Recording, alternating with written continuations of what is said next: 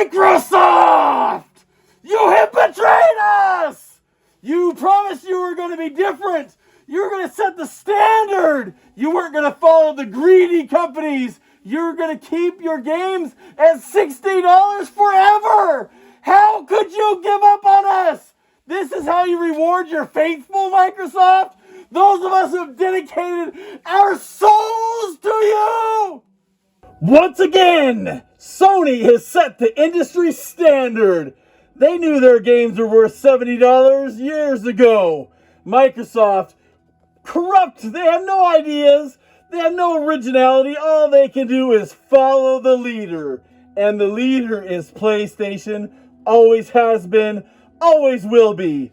The only difference is our games are actually worth $70.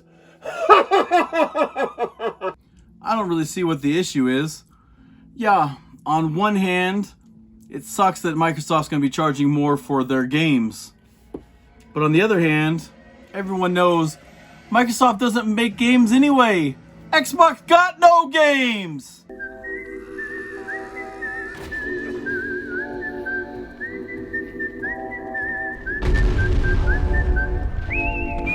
What's going on, YouTube? Evil Foo here. And I just want to talk about the Microsoft announcing that they're going to join everybody else and raise their game prices starting next year for first-party releases up to $70. So first, people complaining about this. I see people complaining about it all over. A lot of people are doing it for clicks. They're, oh, it's shock. Oh, Microsoft's ripping you off. It's terrible. How could they possibly do this? For one, when I was a kid, games were like 50. Well, when I was a little kid, I guess I never really bought games brand new. They're always like the Commodore 64. They had weird prices because they're kind of rip-off games and stuff, most of them. So they were never very expensive. But starting on like the Sega Genesis, once 16-bit started, Sega Genesis, Sega Mega Drive, wherever you're at in the world, SNES or Super Nintendo, games were about $50 a piece. Some of the games at the end of those life of those systems, because of the memory of the size of the cartridges, they got really expensive. They were $50 standard. Saturn and PlayStation, they were $50 standard. The $60 price tag didn't really come into effect until like the 360 and the PS3. So around, what is that, 2005, 2006, something like that.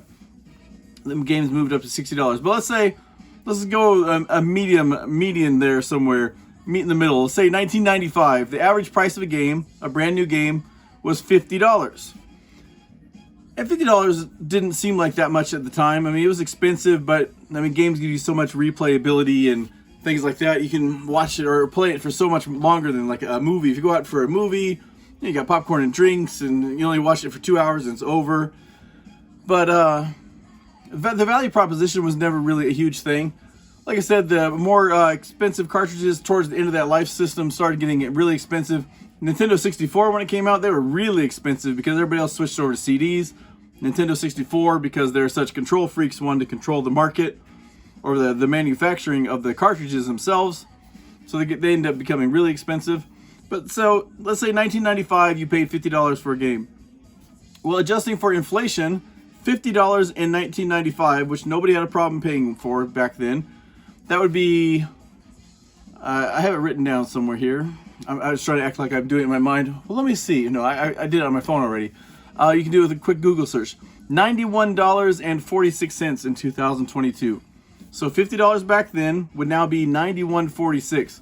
So getting games for $70 is still a fucking great deal. You're still paying way less than when I was a kid, buying games.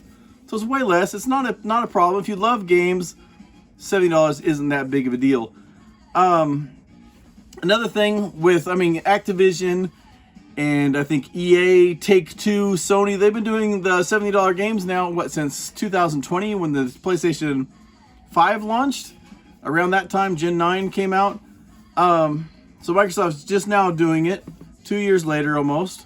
Well, it'll be 2 years, over 2 years really, by the time they actually implement it next year. But with Xbox, you also get more options. You can buy it on the Xbox for $70. Or the same day it comes out on Xbox, every one of their first-party titles also comes out on PC. You can buy it on PC. It's cheaper over on PC. And then you also have Game Pass. All their first-party, that's if they're late. Now, their first-party games, they all go day one into Game Pass. So if you have a Game Pass subscription, which right now I think it's $15 a month still for Ultimate. Maybe it's 20. I don't know. I don't pay attention to it because I have so many fucking subscriptions to everything. But it's still a good deal. They're probably going to raise that up, I'm sure, as well, especially as it becomes more and more successful. Just like all the streaming things are going up right now. Netflix, Amazon, Disney Plus, Hulu, they're all going up constantly. Game Pass will be the same thing. And again, just like kind of what we were mentioning earlier, inflation, everything goes up. Everything's always going up. But in my opinion, the $70 isn't a big deal. Does it suck having to pay more for games? Yeah, of course. But I think it's still a really good deal. $70 is not a bad deal at all. I try most of my games in Game Pass. I play a lot of games I would never play before without Game Pass. Like there's games I would never try if I had to buy them straight out or flat out from the beginning. But any game that I fall in love with or a game that I'm really hyped about, like for me, I'm playing Callisto Protocol right now, which I know a lot of YouTubers and some review sites seem to hate on Callisto Protocol. I think it's fantastic. Great game. It's exactly what I expected. I'm having a great time with it. But I pre-ordered that. Terror of Hemosaurus comes out today, actually. As I'm making this video, comes out on PlayStation 5. Came out a couple weeks ago on Steam. Comes out on I think the 9th on Xbox. I'm buying it both on. I'll buy it on the PlayStation today. It wasn't available when I checked like an hour or two ago. It didn't come out at midnight, unfortunately. But I'll buy that today for PlayStation. I'm going to buy it again on Xbox. It's made by one guy, so I'm just trying to support the developer. And you know, anything I like to support the developers. And people say, oh, if you play games on Game Pass, you're not supporting the devs or anything like that. Any game that's on Game Pass, first of all, they'll sell DLC, they'll sell cosmetics, they'll make a back-end profit one way or the other. But they're also getting paid by Microsoft to go into, just like Netflix. Netflix buys the movies and the shows and things that they don't own. They have to buy those to get them onto their service. Same thing with Game Pass. So you're not ripping off devs or anything like that. If you play games on a subscription service, whether it's PlayStation Premium or Game Pass, it doesn't matter. The devs are getting paid, the publishers are getting paid. Otherwise, they wouldn't put their games on there. But anything that I love, or like it's a small team or something like that, or somebody trying something experimental, I like to support them. So I try it out on Game Pass first if it's an unknown quantity, and then I buy it. Like I said, I'm buying Terror of Hemosaurus, which is a game I'm super looking forward to. It's like a pixel art modern reimagining of the old Rampage game. It looks fantastic, made by one guy. I think somebody else does the music for him, I believe, but he does all the programming, the art himself. Looks fantastic. I've been looking forward to it for months and months and months. I'm super excited about it, so I'm buying that on both the PlayStation and the Xbox. If I had Steam, I'd buy it on Steam too. I'm buying a Steam Deck next year and a Switch next year, so I'll finally have all the systems again. It's been like over 20 years, shit, almost 30 years now probably, since I've had all the major systems like a PC, a Nintendo, a PlayStation, Xbox. Well, back then it was Sega. And Sega is the spiritual, or excuse me, Xbox is the spiritual successor to Sega. Some people argue that, but they can get bent. But yeah, I just want to say $70 to me, not a big deal at all. I know it's edgier to say, oh, it's terrible, it's horrible, they're ruining the industry. They're the last bastion of hope for the industry. Now they've sold out like everybody else. Give me a fucking break. They're a company. Games are more and more expensive. The teams making these games are larger and larger. $70 for a brand new AAA game is still a fantastic deal. You're still paying significantly less than I did when I was a kid. I didn't even have any money as a kid. I did, you know, I had a paper route. Well, I didn't have a paper route. I don't know why I made that up. I had a friend that had a paper route. But I had allowance for mowing lawns, things like that. I would go do things for my grandparents.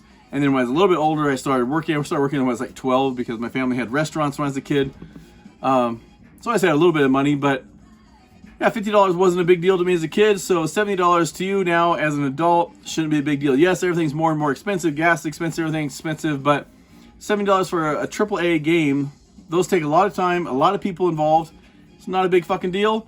Stop fucking crying about it. Remember, your kung fu, keep it evil. I hate to see you go, but I love to watch you leave. Fuck this shit, I'm out. Fuck this shit, I'm out. No thanks. Don't mind me. I'ma just grab my stuff and leave. Excuse me, please. Fuck this shit, I'm out. Fuck this shit, I'm out.